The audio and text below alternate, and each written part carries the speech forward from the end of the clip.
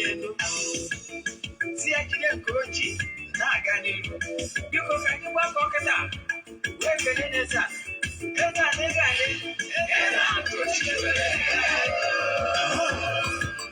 Eze-Ana Ugochi tubelu. Nwoke ọma na oraifite. Ị ga-adị.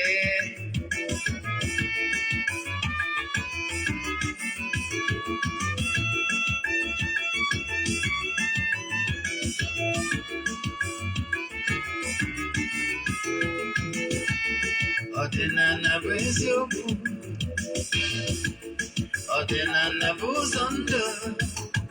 Ị ma na o nwere olu na-eti mkpu na-asị ụmụ Igbo chigharịa, ụmụ Igbo chigharịa. Kwa mbọsị ọ na-eti. N'ụtụtụ n'abalị ọ nọ na nkụzi. Eze-Ana Ugochi tubelu. Onye ọma na oraifite, onye mgbasa ozi ọma ọdịnala gaba n'ihu. Eze-Ana Ugochi tubelu, onye ọma na-eje eme ọnụ. Ọdịnala bụ ụzọ ndụ gaba n'ihu.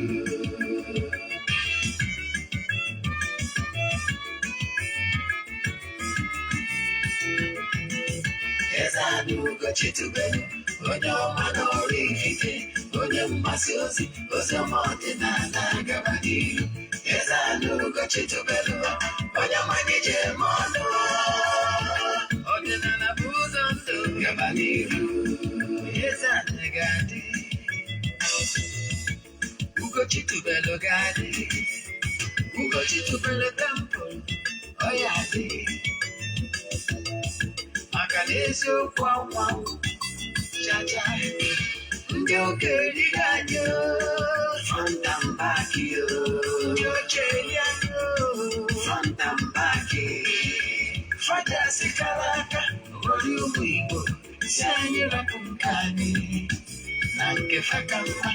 Bulu Baịbụl bịa. Akwụkwọ akụkọ. Ebe chọọchị fa. Obodo ka bịakwa. Mana Ugochi tubelu ekweghị ekwe. Eze-Ana si na ọma mme. Ọdịnala ọmanwụ chacha. Oge ọbụla ọ na-eti. Ọ nọ na nkụzi. Chukwu abịa ma gbaa gị ume. Ọdịnala ya dị. Eze-Ana Ugochi tubelu, onye ọma na oraifite, onye mgbasa ozi ọma ọdịnala gaba n'ihu. Eze-Ana Ugochi tubelu, onye ọma na-eje eme ọnụ. Ọdịnala bụ ụzọ ndụ gaba n'ihu. Nwa ọdịnala Igbo, ụtụtụ ọma nọ. A sị na tata bụ orie ga-eritere anyị ihe ọma ma dịpụrụ anyị ihe ọjọọ. A sị m na akakaka ya amaghị na jijiji anyị amaghị. A sị m ife ọma dị n'elu ya dara anyị na ọdịnala ya pụrụ anyị omekụwa wee were anya ha wee fụ. A sị m onye echeche ihe ọjọọ ya eme anyị ya nwee ọdachi. A sị m onye sị na anyị ga-adị mma. A sị m na onye a ga-adị mma. Mana onye sị na ya ama adị mma na onye a ama nata mma tiri ụwa agwụ. Aga m bụkwa onye nke gị Ogbuefi Eze-Ana Ugochi tubelu na oraifite. Abụ m onye isi nchụaja na Ugochi tubelu ọdịnala temple. Ọ mụnwa na-anọ n'oge awa nke eziokwu, oge anyị ji awa eziokwu niile agba. Abụkwazị m onye isi nchụaja na ọdịnala na Ugochi tubelu ọdịnala temple nke dị na oraifite na Anambra steeti. Bụrụkwazị onye isi nchụaja na ọdịnala restoration prayer ministry. Ya ọkwazi onye mgbasa ozi ọdịnala Igbo. You can call me an ọdịnala evangelist, I will answer. My mission is to help people live better life. N'ụbọchị tata bụ ụbọchị orie. Isiokwu anyị ji bịa n'ụbọchị taa bụ the importance of restitution and the reparation in this new year, January 2023. Nke bụ eziokwu bụ na ọ bụrụ na na-echọlụ ka ihe ọma na-emere gị na ndụ a, ọ bụrụ na ịchọrọ ka ihe ọma na-emere gị na ndụ a, you must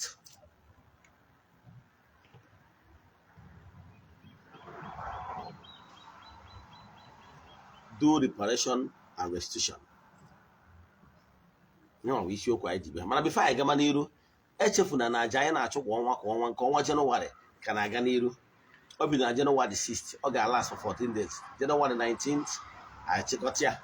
N'ụtụtụ taata ejego rib na temple, jego ọfọ kwubi okwu n'isi ndị niile, our friends all over the globe, and the friends of the temple, and our partners. Ndị ihe niile ndị ihe anyị na-eme na-amasị. Nnakwazi our fans all over the globe. Tata bụ Monday, anyị na-ekwubi okwu n'ụzọ pụrụ nnukwute iche. Maka na ụbọchị tata bụ ụbọchị anyị ji enwe counseling and ministration. Ministration anyị wụ using ordinary method. Yes. Ike dị n'okwu ọnụ. And the distance is not a barrier n'ọlụ mmụọ anyị na temple. Ebe ọ bụla ị nọ. Ihe dị mkpa gị nwee ikwenye. Maka ndị a na-abịawuru na temple. Monday, Wednesday. All over the globe. It have worked for many and it will work for you. Everything is all about you being convinced. And that total conviction, they will have strong faith. All over the globe, you are under the influence of my voice right now. He gave me face the east. I want to get you guys locate east. 4 corners of your room you are staying right now, whatever face east. So face that direction. Whether we are morning or afternoon or your night doesn't count. Makana east webe wanya musiabia. Whether moto tomorrow him or wabali. Yotaria? Face the east. Wako chukwu okike kepri mi henine onyi kenine sinaki abia. Kene money wako chonyo wana money le sogina. Wazie ha n'ụbọchị taa. Na-ejo kilito elele na amara na ụfọdụ ụbọchị taa. Call upon all the entities of powers at Ugochi na temple. Kpọkụ mmụọ onye na temple. Yọọ ha si abiko ha kwe ka iketa oke na aja na okwu niile ekwubiri n'isi ndị friends of the temple all over the world. Believe in me, it have worked for many and it will work for you. Ihe dị mkpa bụ consistency and their strong conviction. Yotaria? Onyawa. Bihi nwere ike ime. Ọkwa nke ikpeazụ dị mkpa bụ aka na-achọ ọ bụrụ na iwe programmer maybe ị ka bidoro ọfụ, nobody believe in you or you have already an experienced programmer, but you are sure that you can develop e-commerce website. Then I'm going to go for you from scratch to the end. Yes. Ihe ọpụta bụ na ị ga-ama gbasalo PHP, JavaScript, and so on. Writing the codes. Yes. I will give you a case study. Go to a website called gigi.ng. Gigi.ng is a website. That is exactly what I'm looking for. So if you can develop such a website, contact me. I borrow my phone number. You do a chat on WhatsApp. If you're sure, if you're sure, then you contact me. So I want to reward competence. Then, cause us able now. So only we make a mal. So that is the thing. Then, n'isiokwu anyị ji bịa n'ụbọchị taa bụ the importance of reparation and restitution in this new year 2023. Let me tell you, explain a lot of things for you to understand how things work. I keep saying it. You need to build your spiritual base. I keep saying it. What your spiritualist or your dibia or any Nchuaja will do for you is just to intercede on your case, including my humble self. What anybody can do for you is to intercede, present your matter to the entities of past, and offer one or two why whatever is your dream should be allowed. Whatever is your dream should be permitted. That is the work of your own Nchuaja. Your own Nchuaja or your spiritual is not God. Yes. Ihe ọ ga-eme ebe ịchụrụ gị aja. Now, o nwere ihe dịrị na gị nwa na onwe gị ga-eme. Nwee nke dịziri onye Nchuaja ime. Then taa, ihe anyị ji bịa wụ ihe dịrị gị nwa na onwe gị as a person ga-eme. You must be ready to do restitution, to do reparation, to be in total peace with all the forces of nature, all the forces of nature that surround you. One, from your personal relationship with your ezumezu, your chigi, ndi chegi and the money again hassle, your spiritual associate. You must have cordial relationship with them. There must be harmony. That's one. Then your root, your foundational root, your family.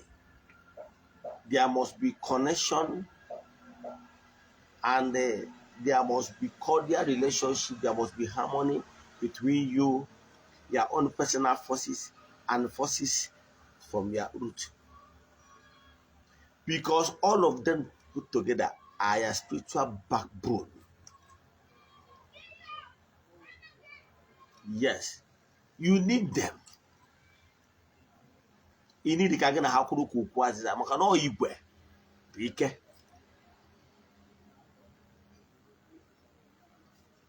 Don't allow anybody to create war between you and your ndot. It could be your endimiri, it could be your ancestors, it could be Anna Benai. You know that? Yes. So what you will start from is this. Create time for your spiritual exercise and your reflection. Do this act of personal development and activation. Jo kerebisi weri mperi na arogaraga 2022. Why is it that you labored in vain? What really went wrong? You must find out, because only a man able to know to where he keeps a. So you must know exactly where your problem comes from. One, you must know exactly what you did not do right last year. Believe in me, we have started new brand year. But I can tell you, there is some people that will hear my voice and they will refuse out of their own ignorance to put it into practice, into work. At the end of December, I keep quoting it, Hosea 4:6.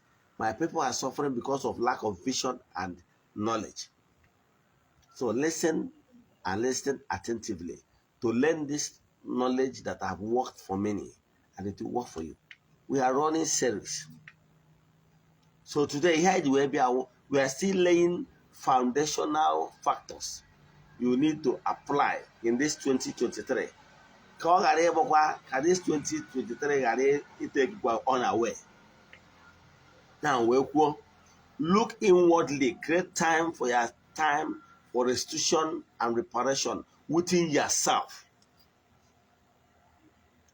Reflect back. In trading terminology, it take stock. I know, I'm sure that some of you, under the influence of my voice right now, then I know them, some of you did not even take, didn't even take stock last year. I'm not talking about taking stock on your shop.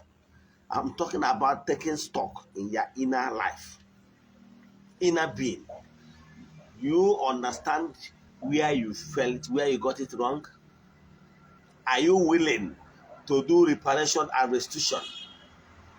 Now, start from your personal relationship with your entities and your associates. What is the cordial relationship between you and Yachi? Is it cordial? Can you reflect exactly what you have done to be at peace with Yachi, knowing fully well that Chi Buzo, Chi Joke, and Chi Wendo? Have you tried to align yourself with Yachi and the forces Isochigi? I have told you times with that number not to separate yourself with Yachi and the entities of power that follows Yachi. They are together. They work as a unit. So you must treat them as such. Have you tried that? What is the relationship between you and Yachi? Then, how is it relationship between you and your ancestors in the year? The sense of your lineage. Are they cordial? Yes. What is the relationship between you and the land of your birth? Because you need blessing of the land there for you to succeed. You cannot continue desecrating the land there, and you expect the same land to bless you.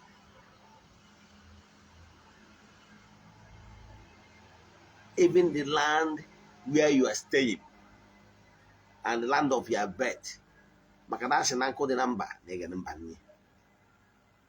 If for any reason, let me give you an example with my own land. In my own land, we forbid anybody from killing eke, call it python. Yes, because in our area, that is so it's not harmful.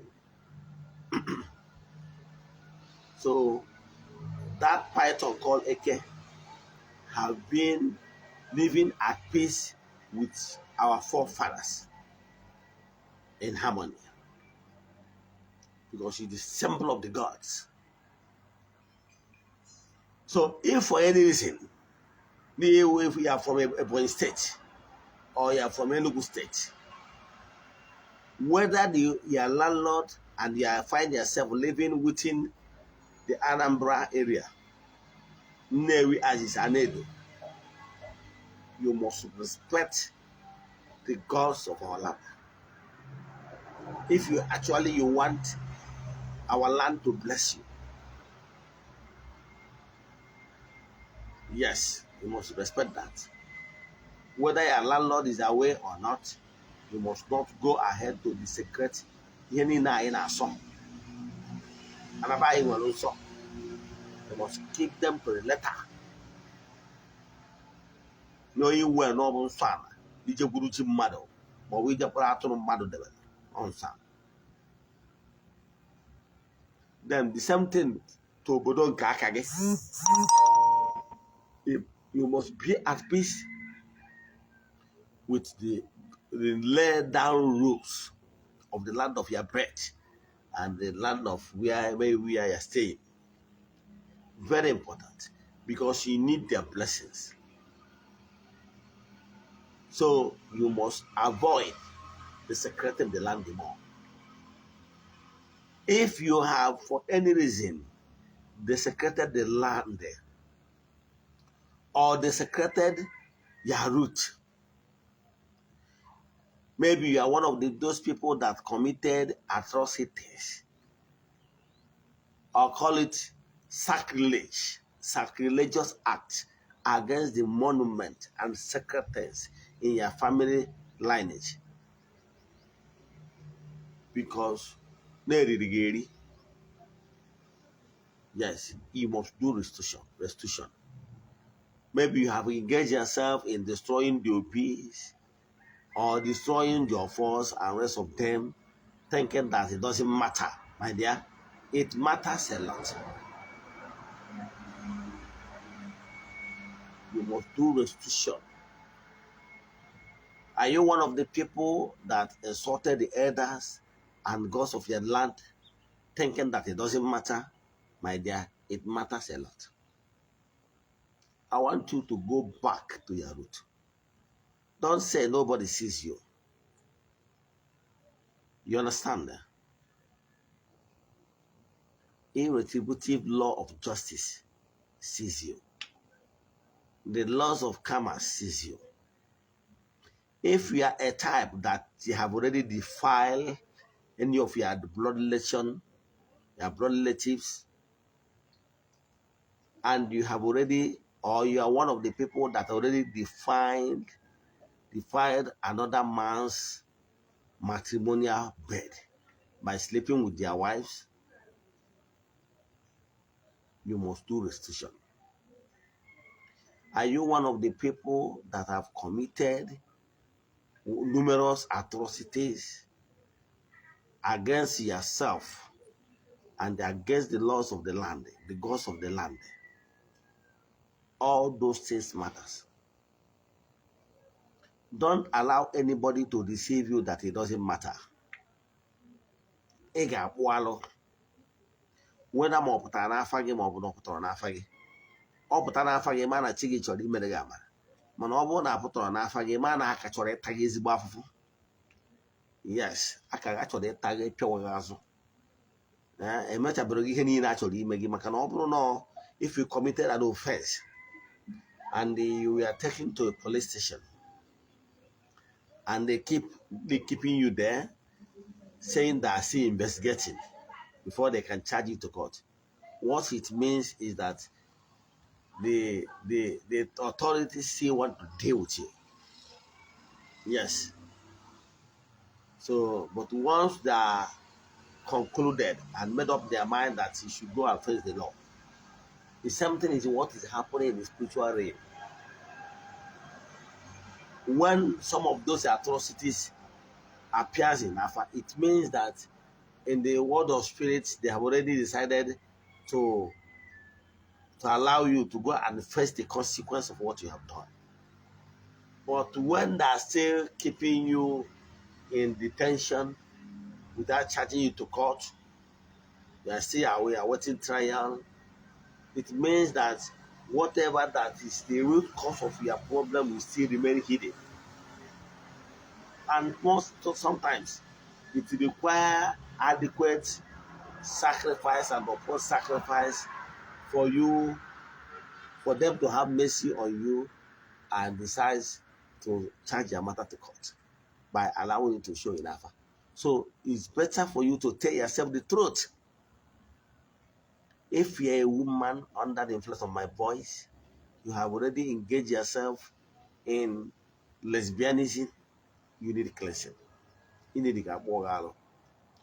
Or a woman you have already engaged yourself in homo activities, you must likewise do the same.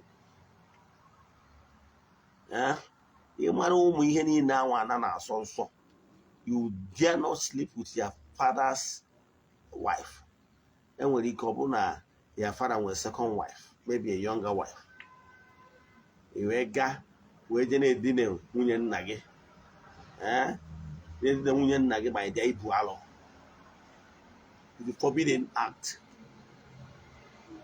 Our culture, we Africans are choosing children of God. We are not permitted to be living life of immoralities. That is exactly what the white man destroyed when they invaded Africa. They destroyed our rich cultural values and morals in order to give us garbages. And our people have bought into that trash. And that is one of the reasons why our people are suffering as of today. What am I saying? You must try to repair all the things you have damaged. Onwe onye mebiri ihe ya, onwe onye iji anya, n'ịma na na it does not belong to your family.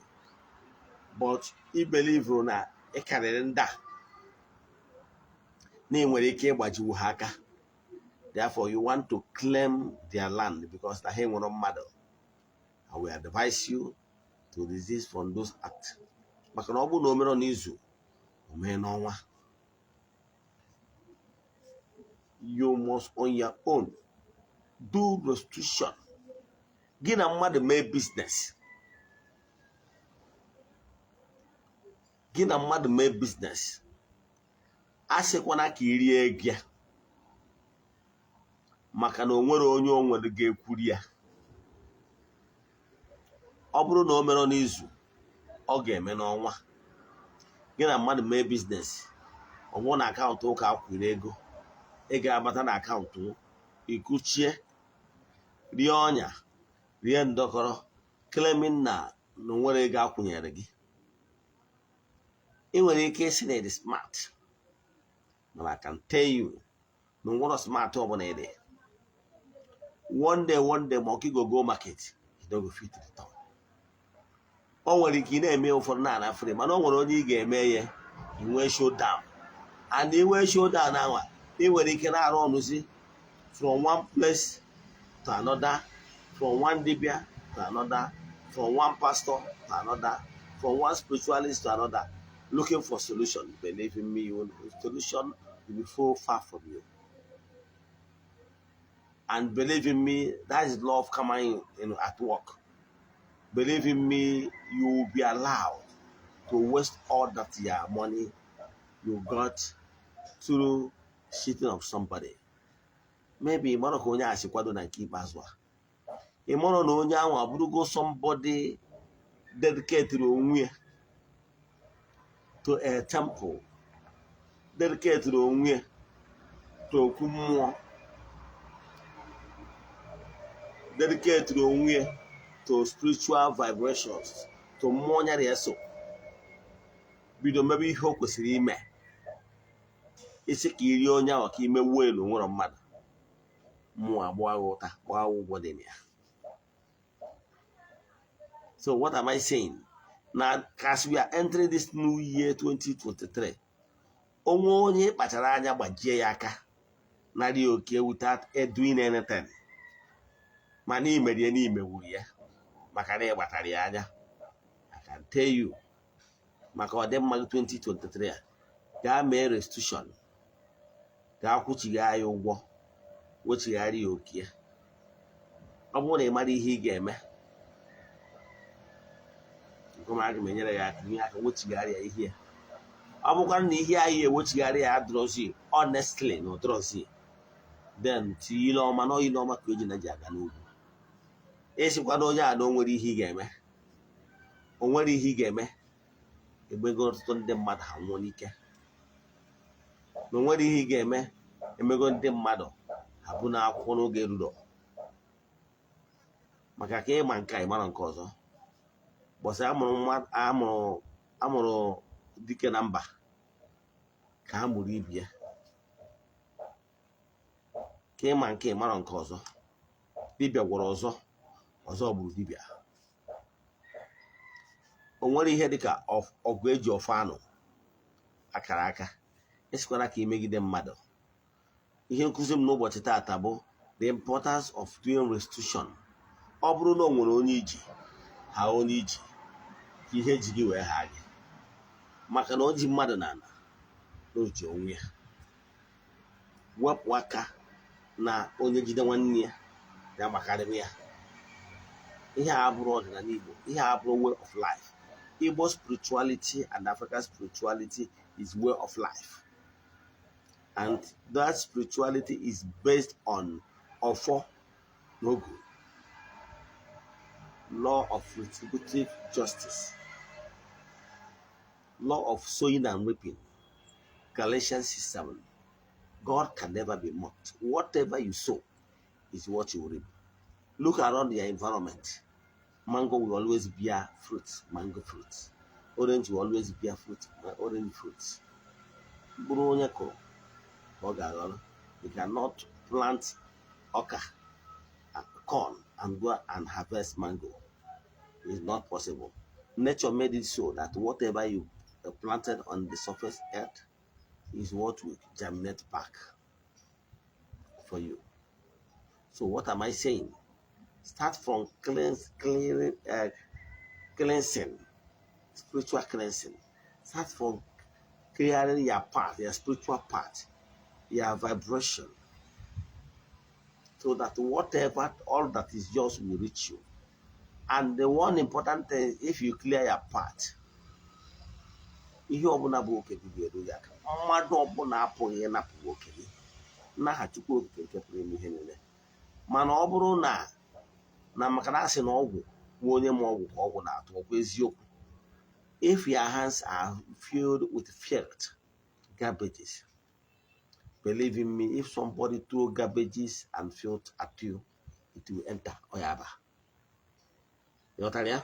So, mana ọ bụrụ na ịkwụba aka gị ọtọ, ịkpacha n'anya si ka imejọ mmadụ na onwere ọnụ ga-ekwuru ya. Maka na the gods are wise.